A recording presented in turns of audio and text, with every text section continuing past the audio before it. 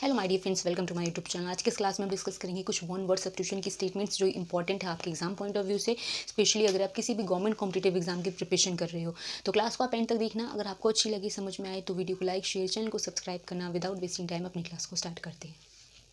So my dear friend, जो सबसे पहली स्टेटमेंट है आज की क्लास की वो है आपकी द साइंस और आर्ट ऑफ टीचिंग। जैसे होता है ना कि पढ़ाने की जो कला है या फिर जो उसके ऊपर अध्ययन या विज्ञान है, जैसे हम बोलते हैं ना कि एक ब्रांच भी है जिसको हम बोलते हैं पेडागॉगी। पेडागॉगी कौन सी ब्रांच होती है जिसके अंदर पढ़ाई जो कराई जाए, या फिर जैसे बोलते हैं ना कि टीचर बनने के लिए एक सब्जेक्ट होता है पेडागॉगी जिसको पढ़ा जाता है, उसका पेपर भी होता है। यानी पेडागॉगी बेसिकली होता क्या है, द आर्ट ऑफ टीचिंग, यानी पढ़ाया कैसे जाए किसी को भी, उसकी जो कला होती है वो क्या कहलाती है।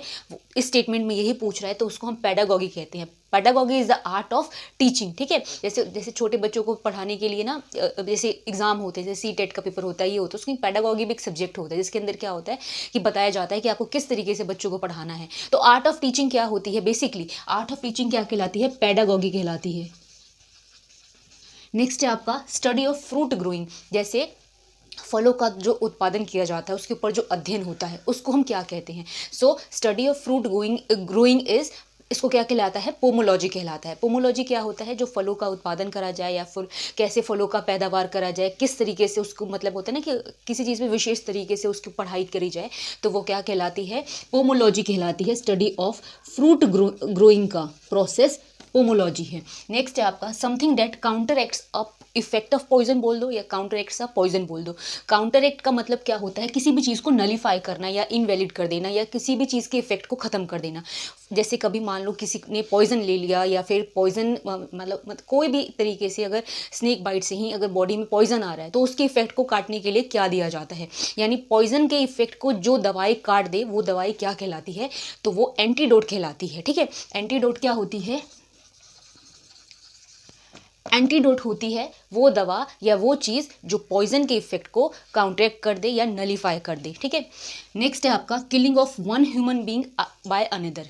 किसी एक मानव के द्वारा दूसरे मानव की हत्या कर देना क्या कहलाता है, सो वो कहलाता है होमिसाइड। ठीक है, होमिसाइड क्या होता है, मतलब होता है ना कि जैसे आपने देखा होगा या फिर ये तो डेली का ही क्राइम में आता है कि किसी ने किसी की हत्या कर दी, सो एक मानव द्वारा दूसरे मानव की हत्या कर देना होमिसाइड कहलाता है। ठीक है, साइड जो रूट वर्ड है वो मर्डर के लिए यूज़ होता है।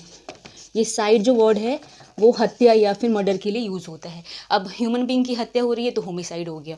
नेक्स्ट है आपका साइंस ऑफ इन्वायरमेंट। ठीक है, इन्वायरमेंट के ऊपर जो साइंस होती है, या फिर आप ये सब्जेक्ट भी होता है इकोलॉजी। इकोलॉजी में क्या बताया जाता है, वातावरण और इन्वायरमेंट से रिलेटेड उस पर अध्ययन पढ़ाई जो भी है सब्जेक्ट की तरह हम यूज़ करते हैं इकोलॉजी को, तो इकोलॉजी ही होता है साइंस ऑफ इन्वायरमेंट। ठीक है, तो ये हो गया आपका। अब देखो आगे की statements. So my dear friend, जो नेक्स्ट स्टेटमेंट है वो है आपकी the concluding section of a book. जैसे कि कोई भी बुक होती है, ठीक है, उसमें कोई स्टोरी हो या फिर कोई भी ऐसी चीज़ हो जिसके लास्ट में उसका कंक्लूजन बताया गया हो, या फिर आप ऐसे बोलते हैं ना कि उसका सारांश क्या है, तो वो क्या कहलाता है, सो वो एपीलॉग कहलाता है। तो concluding section of the book is क्या कहलाता है, एपीलॉग। एपीलॉग क्या मतलब होता है, जिसको हम क्या कहते हैं, सार कहते हैं या फिर सारांश कहते हैं, मतलब पूरी कहानी का निचोड़ ही समझ लो। ठीक है, क्या कहलाता है, एपीलॉग कहलाता है। नेक्स्ट है आपका the condition of having only one spouse at a time. ठीक है, स्पाउस क्या होता है, या तो हस्बैंड या फिर वाइफ। ठीक है, तो मतलब वो प्रथा जिसमें एक ही विवाह की, एक तरह से आप समझ लो जिसमें एक हस्बैंड या एक वाइफ ही रहे, उसमें उस प्रथा को आप क्या कहोगे, सो वो मोनोगैमी कहलाती है। ठीक है, मोनोगैमी होता है the condition of having only one spouse at a time. ठीक है, अगर ऐसे होता है ना कि दो विवाह वाला तो बाईगैमी कहलाती है। ठीक है, एक दो से भी ज़्यादा वाला तो पॉलीगैमी कहलाती है वो प्रथा। सो अगर वन स्पाउस, या जिसको आप बोलते हो one husband and one wife at a time, तो आप वो मोनोगैमी कहलाती है। ठीक है, नेक्स्ट है आपका one who specialises in treating disease of the gums. Gums क्या होते हैं, जैसे आपने सुना ही होगा टीवी में ऐड की गम्स ट्रीटमेंट के लिए ये दवाई या फिर ये टूथपेस्ट लो, तो गम मतलब बेसिकली होता है मसूड़े। ठीक है, तो वो विभाग मेडिकल साइंस का जहाँ पर मसूड़ों का ट्रीटमेंट करा जाए, या उस डॉक्टर को आप क्या कहोगे, तो वो क्या कहलाते हैं, पेरिडोंटिक्स कहलाते हैं।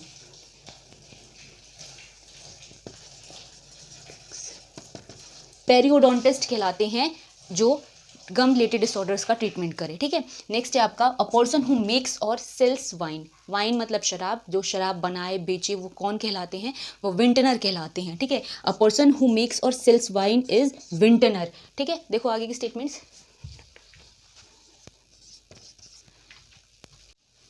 सो the next statement is taking place once every 3 years. जैसे कि बर्थडे है आपका, वो एनुअली आता है, यानी साल में एक बार आता है। कोई ऐसी चीज़ जो 2 बार आए, मतलब 2 साल में सॉरी एक बार आए, तो वो क्या कहलाती है? वो बाइनियल कहलाती है। लेकिन वो चीज़ें जो 3 साल में एक बार आए, वो क्या कहलाएगी? इस स्टेटमेंट में पूछ रहा है, तो वो क्या कहलाती है? ट्राइनियल कहलाती है। ठीक है, taking place once every 3 year is triennial कहलाती है वो।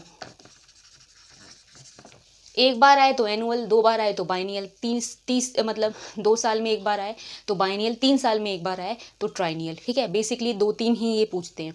नेक्स्ट है आपका of one's own free will. इसका मतलब है जैसे आप अपनी सर्विस या अपना कोई भी काम जब अपनी इच्छा से करते हैं तो उसको आप क्या कहेंगे? तो वो हम कहते हैं वॉलेंटरी। जैसे कि आपने वॉलेंटियर्स को सुना होगा, जो स्वयं सेवक कहलाते हैं। तो स्वयं की इच्छा से जो काम करो तो वॉलेंटरी कहलाते हैं। वंस ओन फ्री विल अगर कभी आए तो इसको हम वॉलेंटरी कहते हैं। ठीक है, जिसको हम कहते हैं स्वेच्छा से। नेक्स्ट है आपका doctor who specialises in year. ठीक है, अब जैसे कि आपने देखा होगा कि हड्डी का डॉक्टर अलग है, जिसको हम ऑर्थोपेडिक कहते हैं, या फिर जैसे कि नेफ्रोलॉजिस्ट कहलाते हैं, जो नर्वस सिस्टम या फिर सॉरी किडनी से रिलेटेड होते हैं। तो अगर ईयर से रिलेटेड अगर किसी ब्रांच में आपको ट्रीटमेंट कराना हो तो वो क्या ब्रांच कहलाएगा, या वो डॉक्टर क्या कहलाएंगे जो ईयर स्पेशलिस्ट हो? तो उसको हम क्या कहते हैं? ओटोलॉजिस्ट कहलाते हैं। ठीक है, नेक्स्ट है आपका scientific study of weather condition. जैसे कि आपने अखबार में, न्यूज़पेपर में, टीवी में, न्यूज़ में सुना होगा ना कि इस दिन बारिश होगी, इस दिन मतलब मौसम गर्म रहेगा। तो वो क्या होते हैं? मौसम वैज्ञानिकों द्वारा भविष्यवाणी करी जाती है। तो अगर मौसम विज्ञान के ऊपर जो, या फिर आप मौसम के ऊपर जो साइंटिफिक स्टडी होती है उसको हम क्या कहते हैं? तो वो मीट्रोलॉजी कहलाती है। ठीक है, scientific study of weather condition क्या कहलाता है? मीट्रोलॉजी कहलाता है। नेक्स्ट स्टेटमेंट है study of coins and metals. Metal के ऊपर स्टडी हो या सिक्कों के ऊपर जो अध्ययन हो, बनाना या फिर कैसे उसको ढालना है, तो उसको हम क्या कहेंगे? तो न्यूमिस्मेटिक कहलाता है। Study of coins and metals is numismatic.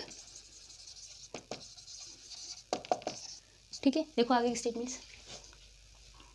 So the next statement is a woman hater. जैसे कि कई लोग होते हैं, जैसे कई लोग क्या होते हैं, एक स्पेसिफिक टर्म आपसे पूछ रहा है कि वो लोग जो वुमेन या जैसे बोलते हैं ना महिलाओं से नफरत करते हो, वो क्या कहलाते हैं? तो मिसोगाइनिस्ट कहलाते हैं। मिसोगाइनिस्ट मीन्स क्या होता है? अ वुमेन हेटर, या जो महिलाओं से नफरत करे। ठीक है, तो इसको हम मिसोगाइनिस्ट कहते हैं। नेक्स्ट है अ हेटर ऑफ मैरिज। अब कई लोग होते हैं शादी से नफरत करते हैं, तो वो क्या कहलाते हैं? तो मिसोगैमिस्ट कहलाते हैं। ठीक है, वो क्या कहलाते हैं? मिसोगैमिस्ट।